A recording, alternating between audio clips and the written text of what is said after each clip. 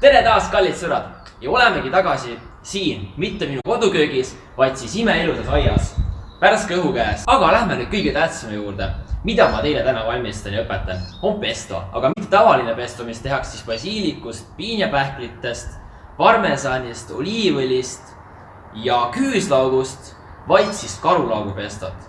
Aga mitte siis tavalist karulaugu pestot, siis kuna muidu ma peaksin poodi minema, siis ma otsustasin täna teile õpetada sellest, mis mul kodus juba on ja kasutada ära neid asju, mis mul kodus juba on ja ära ei tohi visata. Aga nagu ma ka ütlesin, siis need on need, mis mul kodus juba olid. Põhimõtteliselt ma käisin 3 päeva tagasi korjamas karulauku ja mõtlesin siis teha sellest karulaugu pestot. Meil on veel vaja siis soola, parmesani, oliivõli ja mina veel lisan siis sellest kuivatud tomatitest ülejäänud oliivõli. Siis erinevaid pähkleid, pähksegu pole tähtis milline. Ja siis ka murulauku, mis mul üle jäänud ja basiilikut. Ja hapesuse pärast ka veenijäädikat.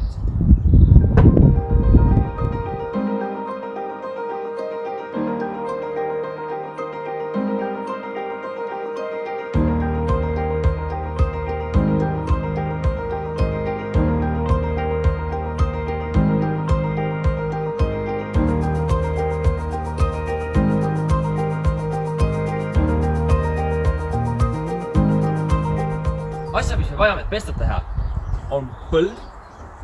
Emme mustaks läheks, kuna ma hakkame mängima praegu õliga. Ja uhrit. Võime kasutada ka kutterit, aga originaalselt kasutatakse uhrit ja ma teen täna uhriga. Kutteriga on põhimõtteliselt sama asi, aga lihtsalt kiirem ja kergem. Aga nii palju sellest ilusast ilmast ja päiksesest ilmast. Nüüd hakkas vihma sadama ja näeme sees. Esimese asjaga mina paneksin siia soola. Võtame natukene soola ja võtame ette pähklid. Võtame siit pool, umbes niimoodi pähklid. Nii, ja nüüd hakkame korralikult tampima, kuni kõik pähklid on ilusasti purunenud ja väikestest tükkideks muutunud. Nagu te näete, siin hakkame katki minema ja rahulikult teeme umbes mingi 2 minutit, et seda rahulikult teha, kuni kõik on ilusti katki.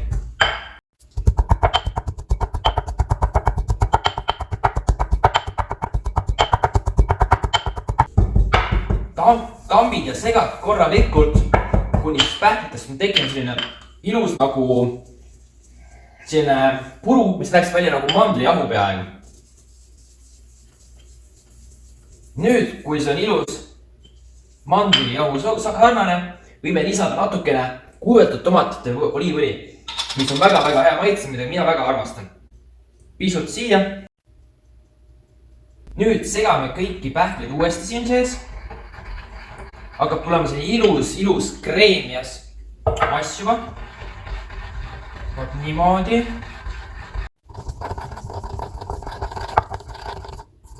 Ja nüüd, kui see on ilus kreemias, pähklid on ilusasti ära, siin katki nende kreemiaks muutunud, siis võime hakata lisama karulauku. Ärme suurtest tükkidest panna, sest need on väga-väga suured lehed. Teeme näiteks kätega 2-3 ja hakkame siia lisama. Paneme natukene haaval alguses, niimoodi, ja nüüd hakkame tampima siia ja segama juurde. See väga kena niimoodi praegu välja ei näe, aga selle lõpptulemus on väga-väga ilus.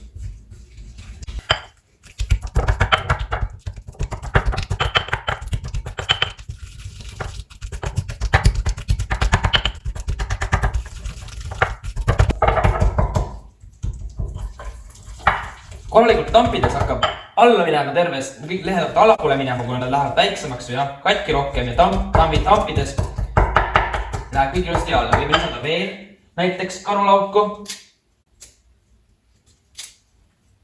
Vaat niimoodi. Ja veel ükskõik milliseid tegelikult värskeid ürtede kodus on, võite ka veel juurde lisada. Nüüd lisab natukene murulauku siia juurde. Niimoodi.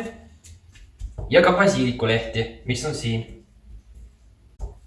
Vot nii, ja lähme jälle täpselt sama asja, mis enne. ilusasti korralikult tambid ja segad, tambid ja segad.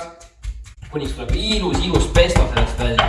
Pärast tuleme lisama veel natukene oliivõli, soolamaitse järgi, mõnikord võib lisada ka natuke näiteks veiniädika ja ka natukene suhkurt, et anda natukene balanssi sellele pestole. Siit hakkab praegu juba väga tugev lõhn ja room välja tulema, mis ajab juba isu peale. Pärast, kui pesto on valmis, sa võid seda süüa kas või siis saia peal nagu määrdena või siis teha pastat või kasutada ükskõik mis toitu ise. Kui mass on võib-olla liiga paks, võime lisada natukene oliivõli. Ja siis läheme aina edasi täpselt samade liigutustega. Kuniks mass on ilus, purunenud, kõik käed on purunenud ja kõik on ilus kreem. Varsti lisame ka parmesani, oliivõli ja siis maitse järgi teisi asju. Mina kõige rohkem armastan pestot kasutada pasta sees, spagettide sees või siis, eks pasta sees nii spagettide kui ka näiteks pennedega. Et tavaliselt paned pesto natuke pannile, keedad endal pasta valmis, lisad pestole pisut selle pasta keeduvett, siis segad korralikult läbi, kuhud natukene ja viskad ka pasta sisse. Segad korralikult läbi ja panedki tallikule. Väga kerge ja super hea. Võid lisada peale ka parmesani, aga ei ole vaja, kuna parmesan tegelikult on sellega sees.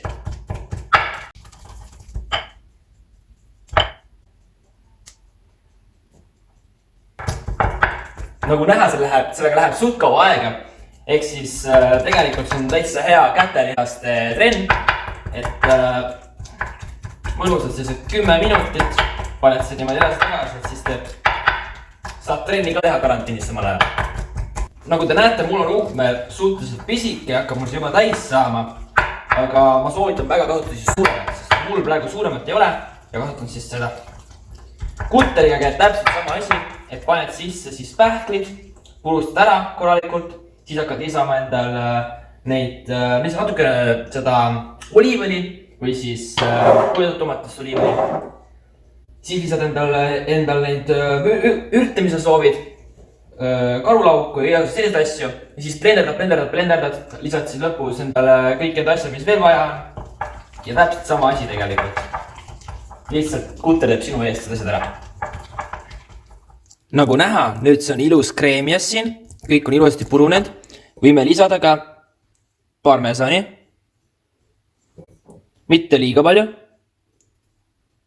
Natukene niimoodi. Ja nüüd teeme täpselt sama asja edasi. Muidugi see ei pea kasutama parmesani, aga tavaliselt kasutatakse parmesani. Sa võid kasutada tegelikult kõiki selliseid vanemaid juuste, mida saad korralikult riivida ja mis on kõvad. Et sellised vehmed Eesti juustud pole kõige paremad ja nendega, need ei ole see, ei tee seda efekti, mis tegelikult peaks olema. Ja muidugi need ei anna väga palju maitset ka. Nüüd võime võtta puuta kausi ja kõik selle siin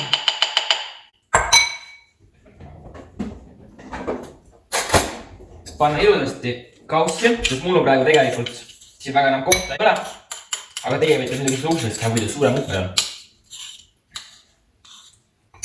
Vopla. Ja paneme kaussi. Nüüd, kui meil on see kausi sees, hakkame lisama rahulikult siia natukene oliivõli, et teeme natukene nagu emulsioneerime seda. Võid võtta väikse lappi, merelappi, panna kausi alla, et kaussi libiseks. Ja siis hakkad siit rahulikult lisama oliivõli, nagu teeks majoneesi või midagi sellist. Et natukene haaval lisad endale sisse oliivõli.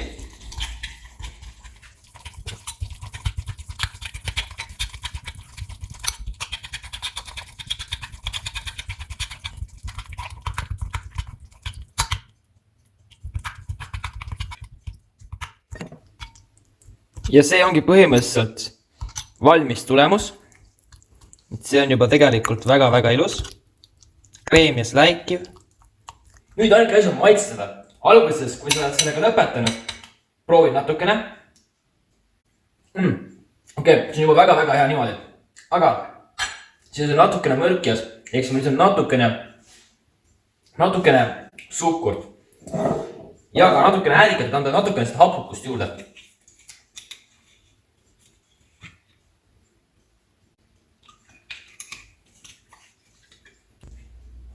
ja suhkur.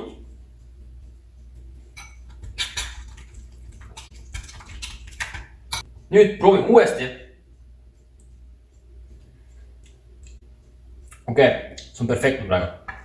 Ehk siis, võtta läheb purk, puhas rusikas, puhas purk ka muidugi ja panen tal pesto purki sisse.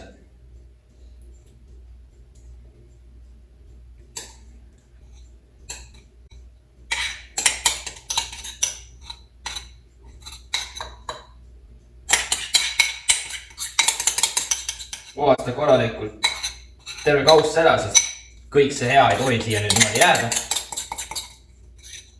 Vot niimoodi. Ja lisa peale oliivõlikiht, et see säiliks kauem ja et see pesto ei saaks õhku, et see ei läheks siis halvaks või ei läheks halvaks. Nüüd siis see on valmis. Paned kaane peale. Kõik ära. Ja see ongi nüüd valmis. Ehk nautige. Aitäh vaatamisest, kallid sõbrad. Ma väga loodan, et teile see retsept meeldis ja see idee, et te ei pea minema poodi ja võite kasutada neid asju, mis teil kodus juba on. Tšauki! Head isu!